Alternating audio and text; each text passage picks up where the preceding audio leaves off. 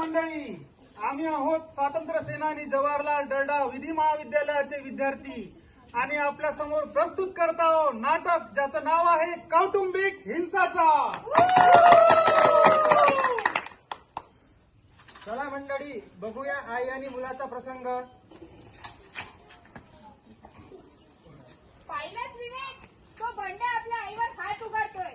त्याला त्याच्या आईबद्दल जराही आदर नाही. अगं हो, आजकालची मुलं आई आणि पत्नीवर सुद्धा असा हिंसाचार करतात. ए आई, कुठे आहे तू? मला लय भूक लागली ना, चल ताटवाड लवकर. आला मोठा, दिवसभर तर काही कामधंदा करत नाही, 2 टाइम नुसतं तुकडे मोडतो. मला काही कामधंदा करायला लागते. माझ्या बापाने एवढी मोठी इस्टेट कमावून ठेवली आहे ना, ते आज तुझ्या माहीत होणार आहे. चल ताटवाड लवकर. बंड्या, तू जर असं वागला ना, मी तुला एक पण पैसा देणार नाही. अशी कशी देत नाही? पैसा आप न उद्या ते माझाच होणार आहे. नाही देत म्हटलं ना, आता काय करशील रे? अशी कशी देत नाही?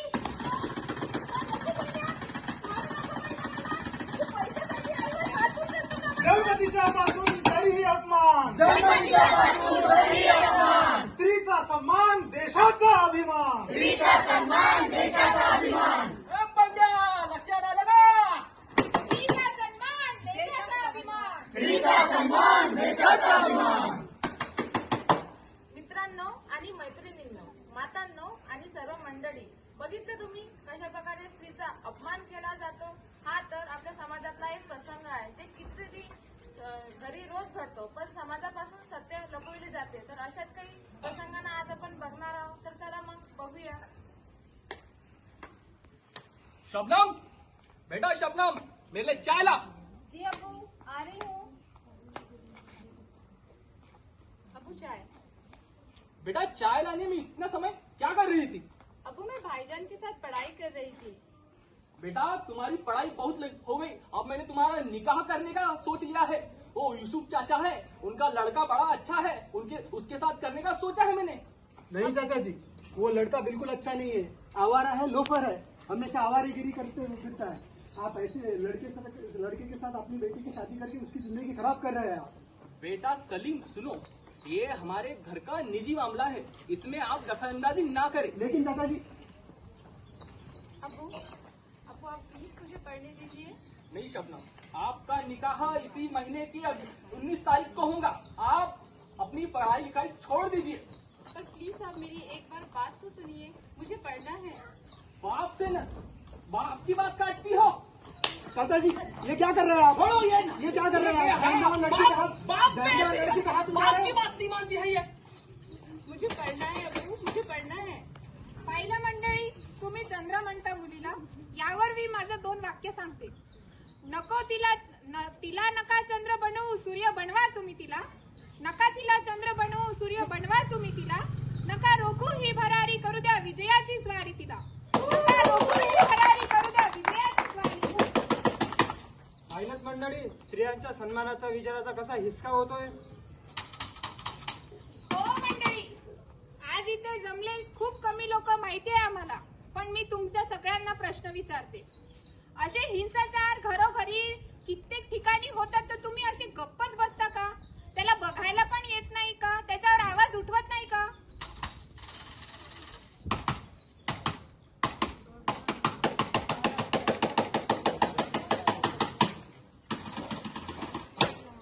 अरे देवा, काय दिवस आहे म्हणून उपाशी राहायची वेळ आली आहे. पाटलाच्या शेतावर काम निघालेलं आहे, यांना विचारून पाहते जाऊ का म्हणून. मीरा, ए मीरा, आली, माझ्यासाठी पाणी आण. आणते.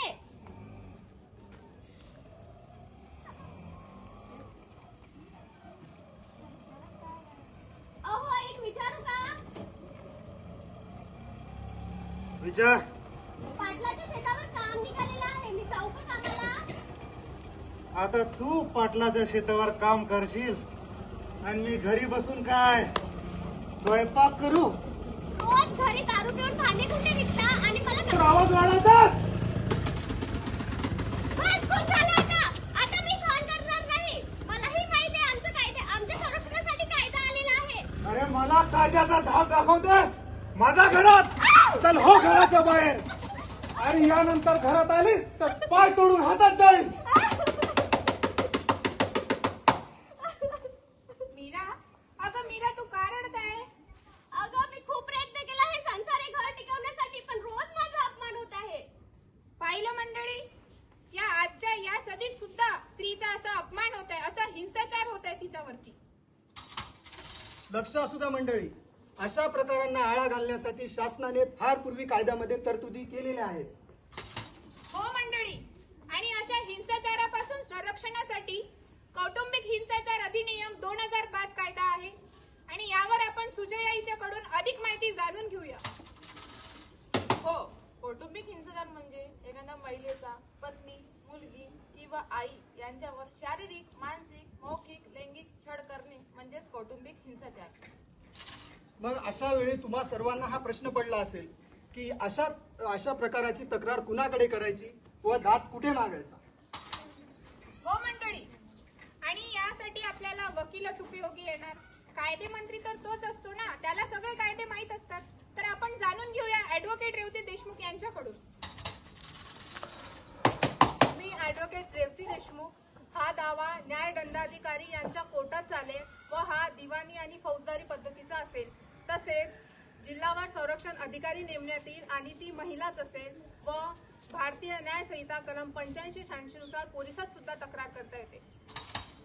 तीच सदर संरक्षण अधिकारी कोर्टामध्ये या प्रकाराची दखल कोर्टामध्ये सादर करेल व कोर्टाद्वारे अशा पीडितेला सर्व प्रकारचं सहाय्य जसे की समुपदेशन, आधाश्रम व वैद्यकीय सुविधा देण्यात येतील. आणि सर्वात महत्त्वाचं, दिल्या गेलेली सर्व प्रकारची मदत ही गुप्त प्रकारची असेल, याबद्दल कुणालाही माहीत होणार नाही. हो मंडळी, आणि अशा वेळी त्या पीडित महिलेच्या संरक्षणासाठी न्यायालय आदेश जारी करू शकते, तिच्या संरक्षणाचा आदेश देऊ शकते. तसेच त्याच्या उल्लंघनासाठी 1 वर्ष कारावास आणि 20,000 रुपयापर्यंतचा दंड किंवा दोन्ही एवढी मोठी शिक्षा आहे त्यासाठी. आणि तिच्या मुलाच्या ताब्यासंबंधीचा देखील आदेश न्यायालय काढू शकते. आणि लक्ष असू द्या मंडळी, पीडिते व्यतिरिक्त कुणीही ही तक्रार संरक्षण अधिकाऱ्याकडे करू शकते. महिलांच्या संरक्षणासाठी भारतात असलेले कायदे आधी IPC 498 आणि आता भारतीय न्याय संहिता कलम 85-86, हुंडा प्रतिबंधित कायदा आणि कौटुंबिक हिंसाचार अधिनियम 2005.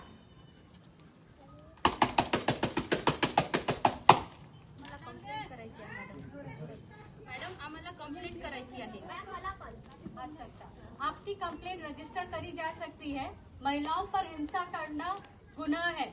आप लोग अपनी तकरार बताइए, मैं नोट करती हूँ. रोहित विरुद्ध मीरा हाजिर हो.